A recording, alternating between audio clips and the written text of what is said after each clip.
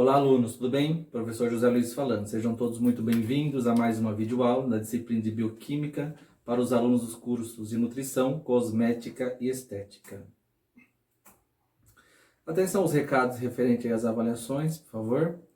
Então, a nota da P1 ela já foi lançada, já está no sistema. Agora, para fechar o semestre, só falta a nota da P2, tá? E só lembrando a vocês que a nota da P2 ela vai ser dada pela média de 2 atividades que vocês devem realizar no portal do aluno. São as atividades do dia 19/5 e 26/5. É muito importante que vocês façam essas atividades, pois a média dessas atividades vai representar aí a nota da P2. Certos? Muito bem. E todas as outras atividades que vocês já realizaram no portal do aluno, essas atividades irão compor a nota do EDP, tá? E só para a gente finalizar, né, esse assunto aí das avaliações, é muito importante que todas as atividades do portal do aluno sejam realizadas até o dia 10/6, tá? Então, o dia 10/6 é a data limite para a realização de qualquer tipo de atividade no portal do aluno. Porque na próxima semana, no dia 15, a média, né, de todas as disciplinas já devem constar lá no portal do aluno para vocês, tá? Porque a partir da semana que vem, dia 15, começa aí a semana da avaliação substitutiva. Na outra semana, o exame, tá? Muito bem, gente. No começo do semestre, no primeiro dia de aula, eu passei para vocês aí um cronograma com conteúdo aí da disciplina. E eu gostaria de deixá-los aí cientes que o conteúdo programático aí da disciplina, ele foi dado, certos? Muito bem.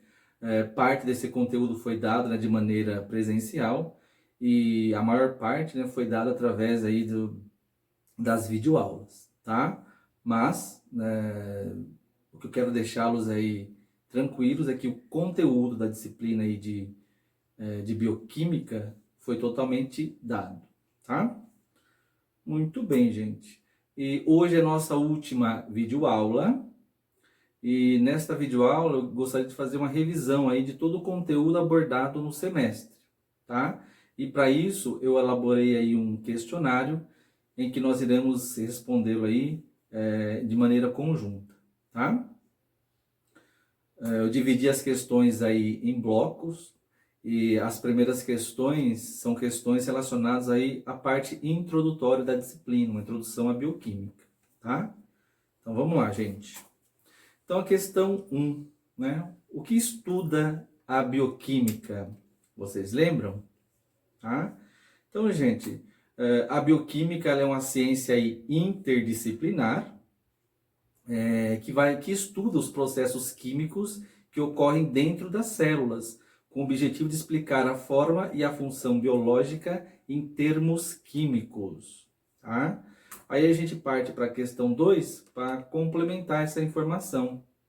E através da bioquímica são estudadas aí as principais biomoléculas que vão compor aí a estrutura de qualquer organismo vivo, tá? E quais são essas biomoléculas, né, estudadas pela bioquímica? Carboidratos, proteínas, lipídios e os ácidos nucleicos, DNA e RNA, tá? Então todas essas biomoléculas são estudadas aí pela bioquímica. Muito bem, gente. Próxima questão. Questão 3, né? Com relação a essas biomoléculas, item A. Qual biomolécula é responsável por armazenar e transmitir aí a nossa informação genética? Qual é essa molécula? Resposta correta é o DNA. Tá? Item B. E qual é a biomolécula responsável por expressar aí a informação genética? Esta biomolécula, né, é o outro ácido nucleico, que é o RNA. Tá? Então, o DNA armazena a nossa informação genética E o RNA, ele vai expressar aí essa informação genética. Na verdade, o RNA ele contém a informação para a produção de proteínas. Então, toda a nossa informação genética, ela vai ser expressada, vai ser manifestada sob a forma de proteínas. Certos? Muito bem, gente. Item C. E qual das biomoléculas apresentam a função estrutural? Tá? Lembram? A resposta correta são as proteínas. Tá? Então, as proteínas, principalmente as proteínas fibrosas, colágeno, elastina, queratina, serão responsáveis aí pela nossa sustentação. Tá? Então, elas têm uma função aí estrutural. Certos? Muito bem, gente. E o item D, e dentre essas biomoléculas, quais apresentam a função energética? Pode ser utilizadas para produção de energia, de ATP. Lembram? São carboidratos e lipídios. Então, todas essas biomoléculas, elas são estudadas, elas são focos, são objetos de estudo da bioquímica. Tá? Muito bem. Próxima questão. Agora são questões relacionadas aí aos aminoácidos, tá? Então vamos lá. Questão 4. Qual a função dos aminoácidos? Lembram da aulinha de aminoácidos? Ainda foi, né, de maneira presencial a aula, essa temática dos aminoácidos, né? Então, gente, os aminoácidos, eles são os constituintes, né? Eles são os blocos, a matéria aí, as unidades fundamentais aí das proteínas, tá? Então, todas as nossas proteínas, elas são formadas pela união aí dos aminoácidos, certos? Muito bem, gente. Ainda com relação aos aminoácidos, eles podem ser aí classificados de diferentes modos, tá? No nosso contexto, eu dei mais enfoque aí nos aminoácidos essenciais e nos aminoácidos não essenciais, tá? Lembram aí a diferença entre eles? Muito bem, gente. Então, os aminoácidos essenciais são aminoácidos que não são produzidos pelo nosso corpo, tá? Esses aminoácidos, eles devem ser obtidos através aí da nossa dieta, através da nossa alimentação, tá? Ao passo que os aminoácidos não essenciais são aminoácidos que podem ser produzidos pelo nosso corpo, tá? Então, todas as nossas proteínas corporais, elas serão formadas pela união aí entre aminoácidos essenciais e aminoácidos não essenciais, tá? Só para complementar a informação, os aminoácidos que vão compor aí as proteínas de qualquer organismo vivo, né? Até nós, né, seres humanos. Esses aminoácidos que vão compor as proteínas são um total de 20 aminoácidos, tá? Muito bem. Próxima questão. Para assinalar a alternativa correta, tá? Ainda relacionada aos aminoácidos. Então, além da produção, participar, né, da síntese proteica, os aminoácidos realizam uma série, várias outras funções, tá? Então, são funções desempenhadas pelos aminoácidos, exceto, né, menos, né, qual? Ativação do sistema imunológico, sim, é uma das funções. Desintoxicação do corpo, sim. Produção de neurotransmissores, também. Serve como fonte de energia durante o jejum, né, também. Só sobra a alternativa E, né, produção de hormônios. Então, os aminoácidos não produzem hormônios. Aqui produzem hormônios são as glândulas endócrinas, tá? Muito bem, gente. Questão 7, ainda sobre os aminoácidos. é para colocar aí verdadeiro ou falso aí para as assertivas abaixo. Então vamos lá. Os aminoácidos são os constituintes das proteínas corporais. Verdadeiro ou falso? Essa assertiva é verdadeira. Tá? Próxima. Os aminoácidos ligam-se entre si através das ligações peptídicas. Verdadeiro ou falso? Verdadeiro. Tá? Então a ligação peptídica é a ligação que ocorre aí entre os aminoácidos, né? Para a formação das proteínas. Tá? Próxima. Todos os aminoácidos podem ser sintetizados pelo corpo? Verdadeiro ou falso? Não, né? Falso. Acabamos de ver, né? Nós temos aí os aminoácidos não essenciais, que são obtidos através da alimentação, e apenas os aminoácidos não essenciais é que são produzidos aí pelo corpo. Tá? Próxima. A principal fonte de aminoácidos são os carboidratos? Verdadeiro ou falso? Falso, né? A principal fonte aí de aminoácidos são as proteínas, produtos de origem animal, né? Carne, leite, ovos, principalmente. Tá? Próxima. Então, nós vimos também aí na aula presencial, né, que os aminoácidos, o metabolismo anormal de aminoácidos pode resultar aí em diferentes doenças. E coloquei duas, né, como principal exemplo aí, que é o albinismo e a fenilcetonúria, tá? Que são doenças causadas aí pelo metabolismo anormal de aminoácidos. Então, o metabolismo anormal do aminoácido tirosina resulta no albinismo, doença genética hereditária caracterizada pela ausência de pigmentos, né? No caso é melanina, em pele, olhos e cabelo. Verdadeiro ou falso? Verdadeiro. Tá? Então, o metabolismo normal da tirosina resulta aí no albinismo. Muito bem. E a principal doença, né, ou a mais conhecida, é a fenilcetonúria, ou a PKU, né? Que é uma doença aí genética caracterizada aí pelo metabolismo anormal do aminoácido fenilalanina. Tá? Essa doença ela pode ser detectada aí pelo teste do pezinho e a presença, né, indivíduos com essa doença podem ter aí problemas relacionados aí, ao sistema nervoso central devido à não produção aí de neurotransmissores. Tá? Então vamos à assertiva. A fenilcetonúria é uma doença genética caracterizada pelo não metabolismo do aminoácido fenilalanina. Verdadeiro ou falso? Verdadeiro. Tá?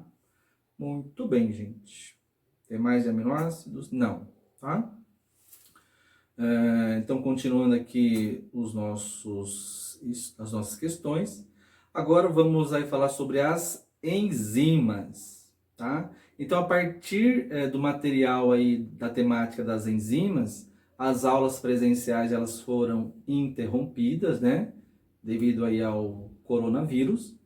E as aulas passaram a ser aí através de via remota, né? Videoaula. No meu caso aí, o conteúdo foi dado através das videoaulas, tá? Então vamos lá. Lembram da temática das enzimas? Muito bem, gente. Então, vamos lá. Na verdade, é sobre proteínas e enzimas, né? Como as proteínas elas podem ser aí classificadas, né? Divididas. Lembram? Né? Foi a nossa primeira videoaula. Então, de maneira geral, as proteínas elas podem ser divididas em dois grandes grupos. Nós temos as proteínas globulares e as proteínas fibrosas. Tá? As proteínas globulares são proteínas que apresentam aí funções específicas. Como exemplo, hemoglobina, que transporta aí o oxigênio, Anticorpos, que são células de defesa. Hormônios têm a função aí sinalizadora. E as enzimas, né, que apresentam a função catalítica, tá? Então, as proteínas globulares são proteínas que vão desempenhar aí funções específicas no nosso corpo, tá? Diferentemente das proteínas fibrosas, que são proteínas que desempenham a função estrutural. Como eu falei, são proteínas que vão dar aí sustentação aí para o nosso corpo, tá? Nós temos aí três grandes, né, classes, né, de exemplos de proteínas estruturais, que são colágeno, elastina e queratina, tá? Então essa noção de proteínas vocês devem saber, tá? Então proteínas globulares desempenham funções específicas, proteínas fibrosas desempenham uma função aí estrutural, tá? Muito bem, gente. Quais as condições ideais para o bom funcionamento das proteínas? Então, no nosso corpo, nós temos aí diversos tipos de proteínas. No entanto, para a boa atividade dessas proteínas, são necessárias aí condições específicas de temperatura e pH. Tá? A temperatura ideal para o bom funcionamento aí das proteínas é de 37 até 39 graus Celsius. Tá? E ao passo que o pH ideal para o bom funcionamento aí das proteínas está em torno aí do nosso pH sanguíneo, em torno de 7,35 a 7,45. Tá? Isso é para a maioria das nossas proteínas, certos? Então as proteínas atuam em condições específicas, tanto de temperatura quanto de pH. Tá? Eu até coloquei uma questão aí no portal do aluno, qual que é a importância, né, de se evitar aí febres altas, né, e persistentes, né, a partir acima aí de 40 graus Celsius. Qual que é a problemática disso? Então, na febre alta, nós temos uma temperatura aí que vai passar da temperatura ideal aí para a atividade das proteínas, tá? E fora da sua condição ideal de temperatura, em temperaturas elevadas, por exemplo, as proteínas, elas perdem a sua função biológica, tá? Elas se desnaturam, certo? E só para ilustrar esse fenômeno, né? A febre alta, então, ela deve ser aí evitada, porque corre o risco das nossas proteínas corporais se desnaturarem, e isso leva aí a falência múltipla de órgãos, certo? Muito bem, gente. Próxima questão. Ainda, né, na temática de proteínas, uma criança de 7 meses de idade caiu enquanto engatinhava e teve fraturas múltiplas. Exames detalhados mostraram que os ossos da criança eram finos, osteoporosos, arqueados e extremamente propensos à fratura. O provável diagnóstico é de osteogênese imperfeita, doença genética hereditária, né? Eu ia falar a resposta, mas agora vem a pergunta, né? Nesta doença, que proteína fibrosa não está sendo produzida aí por essa criança, aí desse exemplo, dessa questão, tá? É uma proteína fibrosa, né? Que o corpo da criança não está produzindo. Qual que é essa proteína? É o colágeno, tá? Então, os nossos ossos, ele tem aí o cálcio, né? O cálcio é que vai dar aí, juntamente aí com o fosfato, é que vai dar aí a rigidez aí aos ossos, tá? Só que não é só isso, né? Os ossos, além dessa parte aí mineral, ele também precisa de uma parte orgânica, que é o colágeno, tá? E qual que seria a função do colágeno para os ossos? O colágeno vai aumentar aí a resistência e vai fornecer também uma flexibilidade aí aos nossos ossos, tá? Logo, né, a deficiência de colágeno torna aí os ossos do indivíduo, né, suscetível aí a fraturas, certo?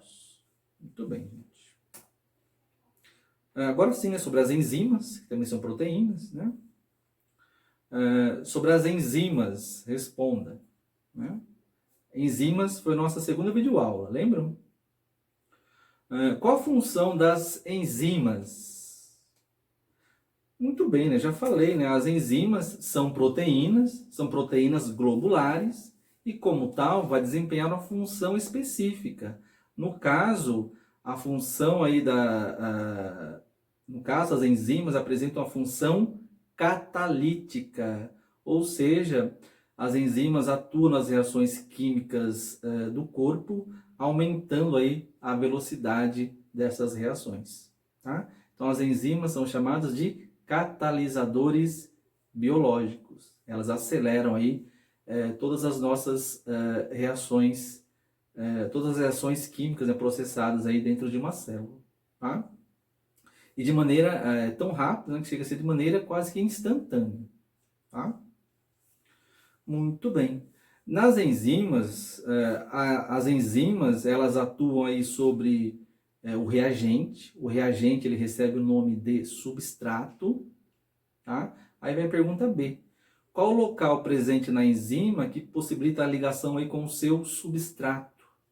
Lembram? Esse local na enzima é chamado de sítio ativo. Ele vai ter a mesma conformação aí espacial do substrato. Logo, a maioria das enzimas elas serão específicas para cada substrato, para cada reagente. Tá? A questão 12 ainda fala sobre as enzimas, né? As enzimas são proteínas com propriedades catalisadoras sobre as reações que ocorrem nos sistemas biológicos. Elas apresentam um elevado grau de especificidade sobre seus substratos, acelerando reações específicas sem serem alteradas ou consumidas durante o processo. O estudo das enzimas tem imensa importância clínica, tá? Como assim?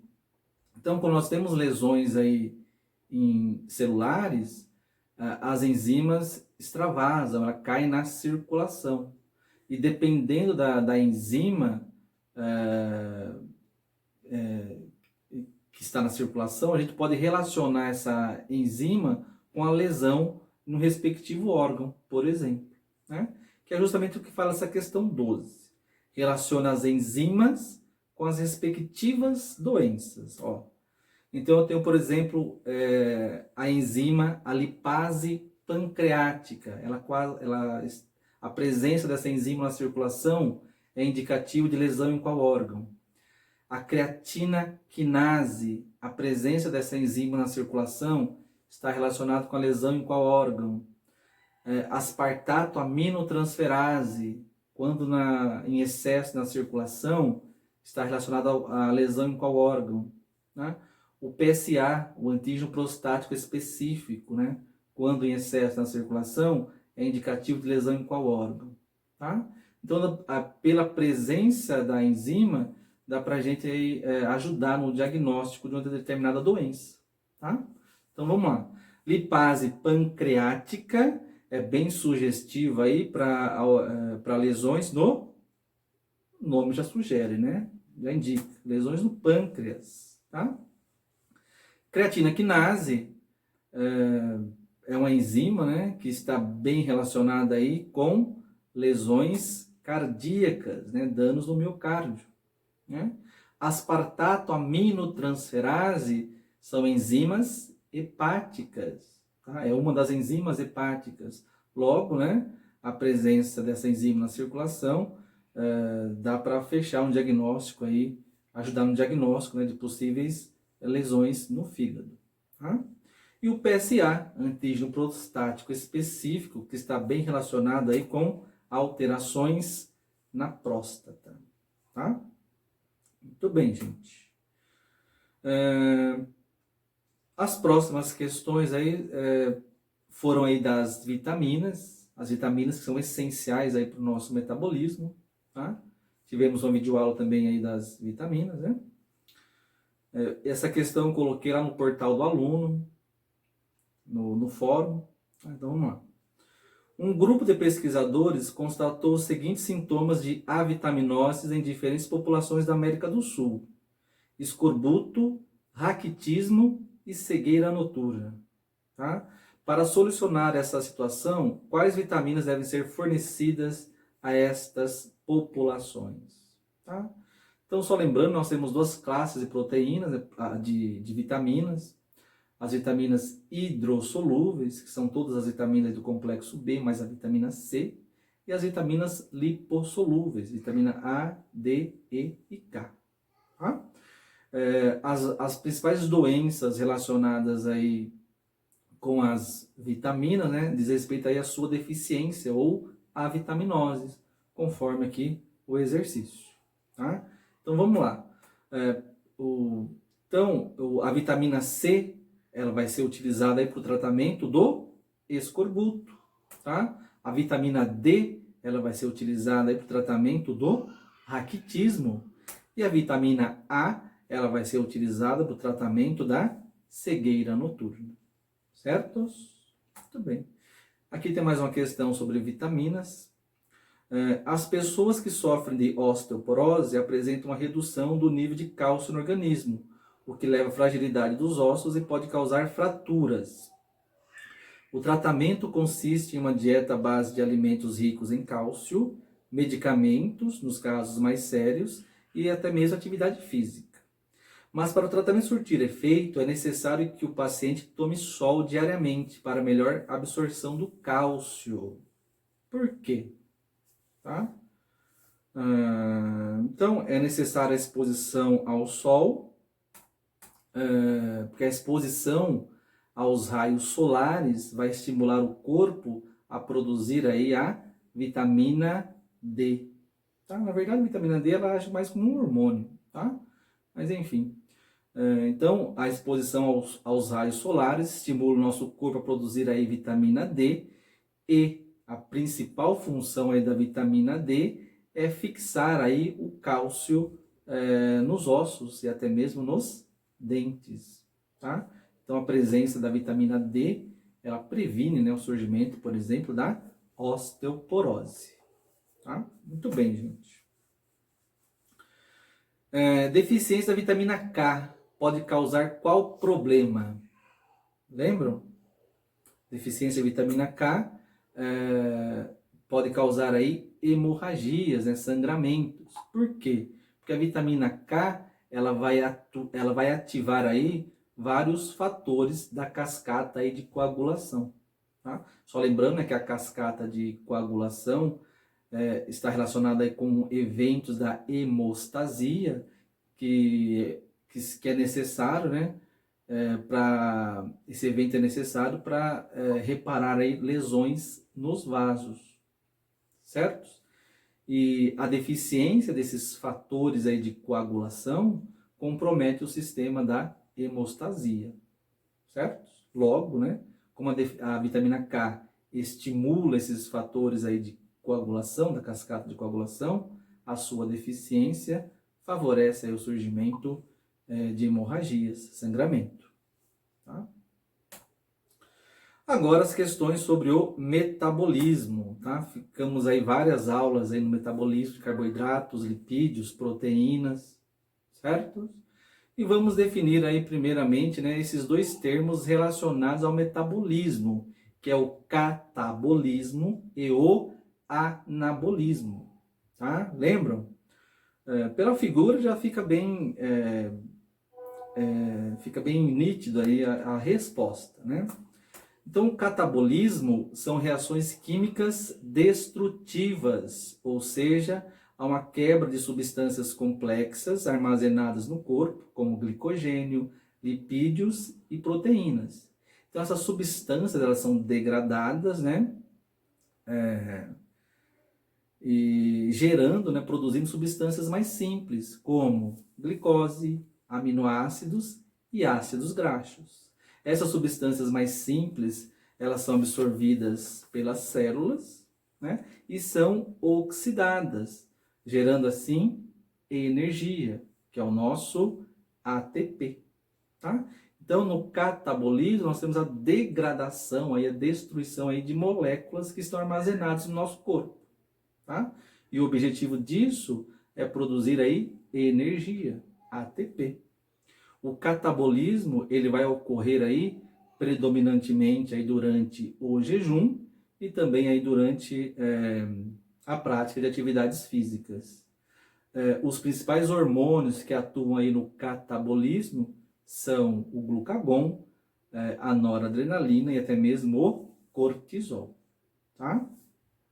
E o anabolismo é o inverso, né? São reações químicas construtivas, ou seja, produção e armazenamento aí de novas biomoléculas, como glicogênio, proteínas, né? Na verdade, nós não temos armazenamento, aí, um reservatório para armazenar proteínas, são as proteínas corporais, tá? E principalmente, né, para a produção de gorduras, lipídios, tá? Então, o anabolismo é síntese de moléculas.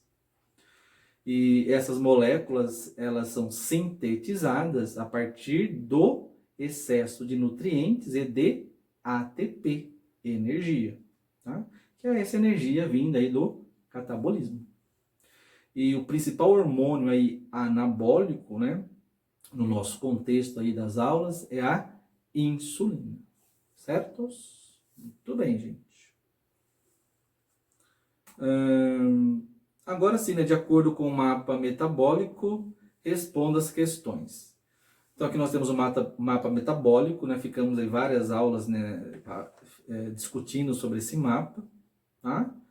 É um mapa que ele resume o metabolismo energético de carboidratos, lipídios e proteínas. Tá? E tem o que ocorre na primeira etapa aí do metabolismo energético. Como já foi falado, né? Nós temos aí a absorção de moléculas simples pelas células. Quais moléculas? Glicose, aminoácidos e ácidos graxos. Essas moléculas são absorvidas e são oxidadas. E qual o composto intermediário formado aí do metabolismo energético? De carboidratos, lipídios e proteínas. Então, quando essas moléculas simples são absorvidas e oxidadas, surge aí um composto intermediário no metabolismo energético de carboidratos, lipídios e proteínas, que é a molécula de acetilcoenzima A, a nossa acetil-CoA. Tá? Essa acetil-CoA ela vai ser degradada e oxidada no ciclo de Krebs, né, dentro da mitocôndria, para a produção aí, né, principalmente de energia, ATP. Tá? E a energia vinda aí do ATP, ela vai ser utilizada aí para vários processos fisiológicos, vários processos celulares, né, que é o item C. Qual que é a função do ATP? Ele vai ser utilizado aí para os processos vitais, como por exemplo respiração, batimentos cardíacos, vai ser utilizado aí para o transporte ativo de substâncias, que é o movimento de substâncias para dentro ou fora das células, tá? Ele vai ser utilizado aí para atividade aí dos músculos esqueléticos, para a produção de movimentos, por exemplo, tá? Então, para qualquer atividade aí celular, é necessário aí a presença do ATP, da energia. E no metabolismo de carboidratos, né, agora entrando aí especificamente, né, no parte aí de dos nutrientes, ou carboidratos, qual que é a função da insulina? Muito bem, gente. Então, quando a gente fala em metabolismo de carboidratos, a gente fala aí do metabolismo da glicose.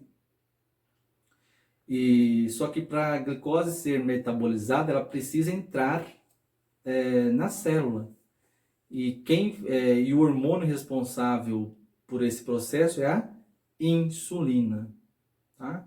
Então a função da insulina é promover aí a entrada de glicose na célula. Logo, né, a insulina ela tem uma ação aí hipoglicemiante. Tá? Ela diminui aí a nossa glicemia. Isso é importante, né? Porque deficiência relacionada aí à insulina dá origem aí ao diabetes, que vai ser uma doença, né, caracterizada, né, entre outras coisas, né, pela presença aí de uma hiperglicemia. De maneira geral, o diabetes ele pode ser dividido em dois, né, o diabetes tipo 1 e o diabetes tipo 2. E a questão 19, ela pede aí, né, para a gente diferenciar o diabetes 1 e 2 em relação à deficiência, fatores de risco e formas de tratamento. Tá? Em relação à deficiência, né, no diabetes tipo 1, o pâncreas não produz insulina. Tá? Isso ocorre devido à destruição das suas células beta-pancreáticas. E no diabetes tipo 2, o pâncreas produz quantidades insuficientes de insulina. Só que não é só isso, né? Associado a esse fenômeno, as células também são resistentes à ação da insulina. Tá? Em relação ao fator de risco, né? O principal fator de risco para o diabetes tipo 1 são infecções virais, principalmente, né, contraídas na infância, como rubéola e sarampo. E o principal fator de risco para o diabetes tipo 2 é a obesidade, né, o ganho de peso. Tá? Em relação à forma de tratamento, né, o diabetes tipo 1, a única forma de tratamento é o uso de insulina, ao passo que o diabetes tipo 2 ele pode ser aí tratado, né, através de uma dieta, atividade física, uso de medicamentos, né, que são os hipoglicemiantes orais, e se essas estratégias não surtirem efeito, a pessoa pode fazer o uso também de insulina. Tá? Muito bem, gente. Agora entrando para o metabolismo de lipídios. No caso, começamos com a lipólise. Tá? Lipólise é a degradação aí de triglicerídeos. Tá? Muito bem. Item A. Onde os triglicerídeos ficam armazenados? Óbvio, né? No nosso tecido adiposo. Em que situações ocorre aí a lipólise, né? Que é a degradação dos triglicerídeos do tecido adiposo? Vai ocorrer em situações de jejum e durante a prática de atividade física. Tá? E quais hormônios são liberados nessas situações? Nós já vimos, né? No jejum, o pâncreas vai secretar aí o glucagon. E durante a atividade física, ocorre aí a secreção da adrenalina, né? Ou noradrenalina, tá? Pela medula das suprarrenais, tá? E qual a função desses hormônios? Esses hormônios atuam lá no nosso tecido adiposo e eles vão ativar aí as enzimas lipases, tá? A função aí das lipases vai ser, de fato, degradar aí triglicerídeos. E quais os produtos gerais da degradação dos triglicerídeos? Lembram? São os ácidos graxos, tá? Esses ácidos graxos originados do tecido adiposo, eles serão aí enviados para as nossas células para a produção aí de energia, tá? Também durante aí a degradação dos triglicerídeos ocorre a produção também aí do glicerol. Esse glicerol é enviado ao fígado que irá metabolizar, tá? 21. Qual que é a função aí da proteína carnitina no metabolismo de lipídios? Lembram? A carnitina é uma proteína. Ela vai ser responsável pelo transporte de ácidos graxos para o interior das mitocôndrias. Tá? Na verdade, ácidos graxos com menos de 12 carbono conseguem atravessar aí a mitocôndria, entrar para a mitocôndria. No entanto, ácidos graxos com mais de 12 carbonos na sua estrutura não conseguem entrar na mitocôndria, necessitam da presença da proteína carnitina, certo? E no metabolismo de lipídios, além da lipólise, nós temos a lipogênese, que é a síntese, produção de lipídios, né? Questão 22. Qual hormônio que prevalece na lipogênese? É síntese, né? E toda a síntese de macromoléculas, no caso de lipídios, vai ocorrer mediante o hormônio insulina, que é um hormônio anabólico. E na última videoaula, né, falamos aí sobre o metabolismo de aminoácidos, né? Então vamos lá. Explica as etapas do metabolismo de aminoácidos. Nessa figura a gente dá para ver que envolve aí duas etapas. Primeiramente, a remoção do grupo amino, tá? Esse grupo amino tem dois destinos. Ele pode ser reaproveitado, nesse caso ele vai ser incorporado aí em outros aminoácidos para a produção de novas proteínas, ou ele vai ser eliminado. Só lembrando que o grupo amino livre é amônia. A amônia é tóxica, tá? Então ela deve ser aí removida do corpo, né? Só que ela vai ser removida sob a forma de ureia, tá? Então o primeiro passo do metabolismo de aminoácidos é a remoção aí do grupamento amino. E a segunda etapa é a oxidação da cadeia carbônica dos aminoácidos, produzindo aí vários compostos, como glicose, acetil-CoA, energia, né, que é o ATP, lipídios e corpos cetônicos. Tá? Muito bem, gente. Em relação ao metabolismo de aminoácidos, qual a função da glutamina e alanina? Tá? Então, todas as células produzem amônia, só que a amônia é tóxica e ela deve ser enviada até o fígado. E como que isso ocorre? Como que ela chega até o fígado? Ela chega através aí da glutamina e alanina, que são aminoácidos transportadores de amônia. Tá? A glutamina transporta aí aminoácidos de todas as células do corpo até o fígado. E a alanina transporta aí amônia das células musculares até o nosso fígado. Tá? E quais órgãos são responsáveis pela produção e excreção aí de ureia? Então essa amônia vai ser enviada até o fígado. No fígado nós temos aí o ciclo da ureia, que são reações químicas que têm por objetivo converter a amônia em ureia. Tá? Então o fígado é que produz aí a ureia. Depois que a ureia é produzida, né, a ureia não é tóxica, ela é enviada, né, ela cai na circulação e depois ela vai chegar aí até os rins, que vai eliminar aí, vai excretar aí a ureia através da urina, tá? Então, quais órgãos são responsáveis pela produção e excreção de ureia? Fígado e rins, respectivamente. Certos? Muito bem, gente. Essa foi a nossa última videoaula. Para quem fez todas as atividades do portal, considerem-se de férias. E para quem não fez as atividades do portal, ainda tem tempo, né? Até o dia 10/6. Então, a todos, né? Boas férias e até o próximo semestre, se Deus quiser. Boa noite.